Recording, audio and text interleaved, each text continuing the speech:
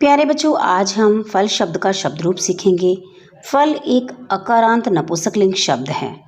इससे पहले की 2 वीडियोस में हमने अकारांत पुल्लिंग शब्दों के शब्द रूप कैसे लिखे जाते हैं यह सीखा और अकारांत स्त्रीलिंग शब्दों के शब्द रूप कैसे लिखे जाते हैं यह भी हमने सीखा। ये तो हम सभी जानते हैं कि संस्कृत भाषा में लिंग 3 प्रकार के हैं, स्त्रीलिंग, पुल्लिंग और नपुंसकलिंग। स्त्रीलिंग व पुल्लिंग से तो आप भली भांति परिचित हैं। अब रही बात नपुंसकलिंग की। नपुंसकलिंग वे शब्द कहलाते हैं जो ना तो पुरुष जाति का बोध कराएं और ना ही स्त्री जाति का बोध कराएं। फल शब्द ना तो पुरुष जाति का बोधक है और ना ही स्त्री जाति का बोधक है, इसीलिए फल एक नपुंसकलिंग शब्द है। यदि आपने आज के फल के शब्द रूप को अच्छी प्रकार से सीख लिया तो आप किसी भी अकारांत नपुंसकलिंग शब्द का शब्द रूप बड़ी आसानी से बना पाएंगे। अब अकारांत शब्द से तो आप परिचित ही हैं। अकारांत यानी कि वे शब्द जिनका अंतिम वर्ण ह्रस्वकार हो, और फल एक अकारांत शब्द है। तो चलिए फल का शब्द रूप सीखना प्रारंभ करते हैं।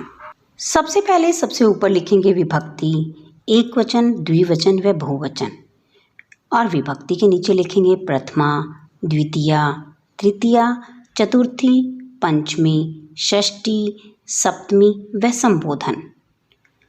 फल शब्द प्रथमा विभक्ति।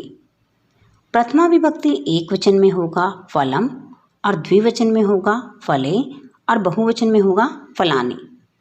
फलम का अर्थ है एक फल ने, फले यानी कि 2 फलों ने, फलानि सब फलों ने। फल शब्द द्वितीय विभक्ति, एक वचन में फलम, द्विवचन में फले और बहुवचन में फलानि। फलम का अर्थ होगा एक फल को, फले 2 फलों को और फलानि सब फलों को। फल शब्द का प्रथमा व द्वितीय विभक्ति में शब्द रूप एक समान होता है, क्योंकि प्रथमा में भी फलम फले फलानि था और द्वितीय विभक्ति में भी फलम फले फलानि था। अंतर केवल अर्थ का है। प्रथमा विभक्ति में हमने कहा एक फल ने, 2 फल ने और सब फलों ने, और द्वितीय विभक्ति में हम कहेंगे एक फल को, 2 फलों को और सब फलों को। सभी नपुंसकलिंग अकारांत शब्दों के शब्द रूप की प्रथमा व द्वितीय विभक्ति समान रहती है। तो है ना बड़ा आसान प्रथमा और द्वितीय विभक्ति को याद रखना, क्योंकि दोनों एक समान है। चलिए बढ़ते हैं तृतीय विभक्ति की ओर। तृतीय विभक्ति में एक वचन में होगा फलेन, यानी कि एक फल से या एक फल के द्वारा। फलाभ्याम द्विवचन में होगा, यानी 2 फलों के द्वारा।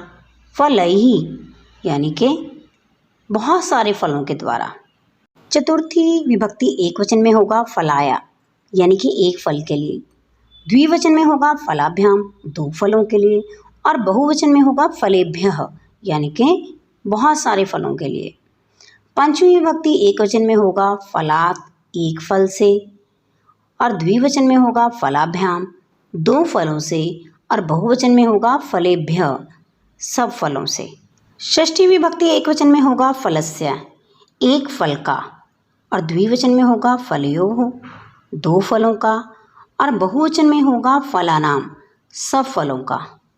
सप्तमी विभक्ति एक वचन में होगा फले एक फल में, और द्विवचन में होगा फलयोः 2 फलों में, और बहुवचन में होगा फलेषु सब फलों में। संबोधन एक वचन में होगा हे फल, द्विवचन में होगा हे फले, और बहुवचन में होगा हे फलानि। अब आपको यह तो स्पष्ट है कि नपुंसकलिंग अकारांत शब्दों की प्रथमा व द्वितीय विभक्ति समान रहती है, पर क्या आप यह जानते हैं कि अकारांत नपुंसकलिंग शब्दों की समानता अकारांत पुल्लिंग शब्दों के साथ भी होती है? और वो कैसे, वो मैं आपको स्पष्ट करने जा रही हूँ। आपको बालक का शब्द रूप तो अच्छी प्रकार से याद है। फल व बालक के शब्द रूप को ध्यान से देखिए।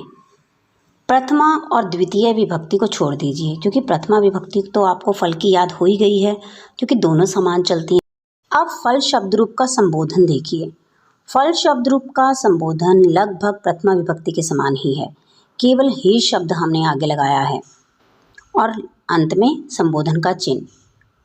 प्रथमा विभक्ति एक वचन में हमने फलम लिखा था और संबोधन में हम लिखेंगे हे फल। द्विवचन में प्रथमा विभक्ति द्विवचन में फले था और संबोधन में हे फले, और बहुवचन में फलानी था तो संबोधन में हे फलानी। बालक का संबोधन भी प्रथमा विभक्ति के समान ही था। अंतर केवल इतना था कि एक वचन में हमने लिखा था बालकः, जबकि संबोधन में हमने विसर्गें हटा दी थी और सिर्फ हे बालक लिखा।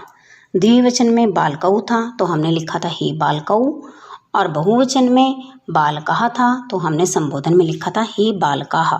अब बात करते हैं फल व बालक के शब्द रूप की समानता की। दोनों शब्दों की तृतीया, चतुर्थी, पंचमी, षष्ठी, सप्तमी व संबोधन एक समान होता है, केवल फल व बालक शब्द का अंतर है। इससे एक बात और स्पष्ट होती है कि नपुंसक लिंग अकारांत शब्द व पुल्लिंग अकारांत शब्दों के शब्द रूप तृतीय विभक्ति से लेकर संबोधन तक समान रहते हैं, केवल प्रथमा व द्वितीय विभक्ति का ही अंतर होता है इनमें।